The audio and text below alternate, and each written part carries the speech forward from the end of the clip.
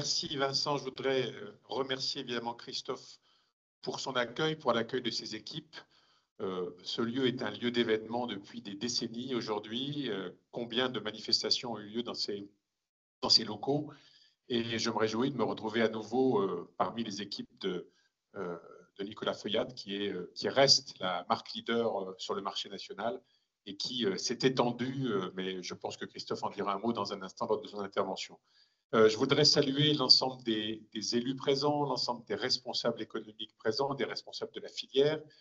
Christophe Labruyère, évidemment, président des entrepreneurs champenois, on les appelle comme ça, le club des entrepreneurs champenois est à l'origine de beaucoup d'évolutions dans la profession des industries connexes au Champagne, à commencer par le salon Vitivini, dont il dévoilera les secrets de l'édition 2024 dans un instant, et vous dire tout le plaisir que j'ai à vous retrouver. Alors j'ai ma double casquette sur la tête, à la fois la casquette de président d'Épernay Aglo-Champagne, qui a créé ces rendez-vous business il y a une grosse dizaine d'années, puisque ça doit être la 11e édition cette année. Elle a pour objectif, cette rencontre, de fédérer, de faire en sorte que les acteurs de la Champagne se parlent. Vous me direz, ils ont l'occasion de se parler souvent en bilatéral, mais puissent se réunir pour mesurer les grands enjeux de la vie économique en Champagne, qui sont des enjeux parfois très techniques, très technologiques, qui sont des enjeux évidemment climatiques, environnementaux, qui sont des enjeux liés à l'évolution des marchés, qui sont des enjeux liés à la manière dont la conduite du vignoble doit s'opérer. Tout cela, évidemment, ne se fait pas en vase clos. Il existe un tas d'autres instances en Champagne qui coopèrent, qui travaillent et qui collaborent le plus efficacement possible pour faire en sorte de faire grandir encore cette appellation, de faire rayonner cette appellation formidable qui a un ancrage territorial bien précis. Il se trouve que plus de 50% de l'industrie connexe se situe dans notre bassin. Je voudrais tout de suite saluer les présidents de communautés de communes qui ont été évoqués tout à l'heure. Je ne les vois pas forcément là maintenant, mais je pense qu'ils arriveront. À la fois Régis Coutan et Dominique Lévesque, qui sont partenaires de cette opération, de même que TVC, Territoire et Vignoble de Champagne. C'est évidemment un partenaire important de cette édition.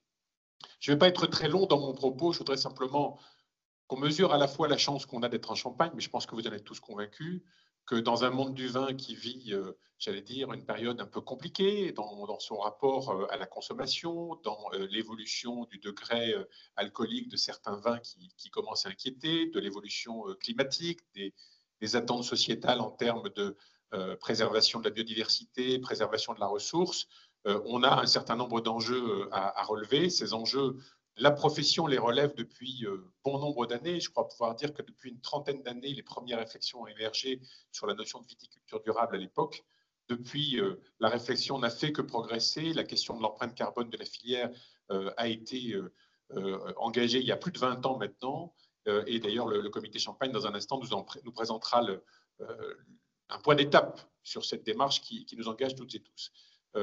Il y a un rapport particulier dans cette agglomération, évidemment, à l'activité du Champagne et des industries connexes. C'est lié à l'implantation de la plupart de ces entreprises sur notre territoire. C'est lié aussi au fait que parmi les équipements qui émergent en ce moment, il y a Canopé, c'est un équipement qu'on a souhaité collectivement piloter avec, et j'associe évidemment la région à travers les fonds européens, mais également les actions menées par le département de la Marne et Épernay Aglo-Champagne pour accompagner cette innovation majeure, l'innovation une première mondiale, puisqu'il n'y a pas de serre équivalente dans le monde aujourd'hui, et que incontestablement cet investissement va marquer les esprits, à la fois par la collaboration et le partenariat qui a été développé avec le vignoble de Bourgogne, celui du Jura, celui du Beaujolais, et en même temps par le caractère innovant de cette serre qui quelque part prépare le vignoble du futur. Donc on est à la fois sur des problématiques dans ces rendez-vous business qui sont très immédiates, mais on est aussi sur des problématiques qui sont plus lointaines, mais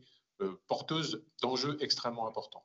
Donc je me réjouis une fois encore de vous retrouver. Je serai obligé de vous quitter un court instant tout à l'heure, mais je reste jusqu'à la fin de matinée avec vous. Et évidemment, nous restons à vos dispositions, nous élus, nous services. Je salue la présence de Nolwenn Desmarais qui est au premier rang, qui interviendra tout à l'heure dans le cadre de territoire d'industrie.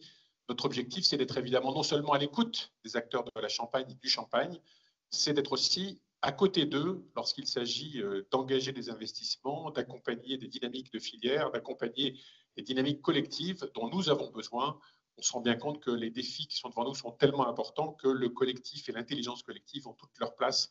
Et face aux enjeux liés à la recherche, liés à l'innovation, liés à l'intelligence artificielle, liés à la nécessité d'incuber de plus en plus de start-up à l'échelle de notre territoire, la région comme Épernay-Champagne sont vos partenaires naturels et on fera en sorte d'être à la hauteur de nos responsabilités.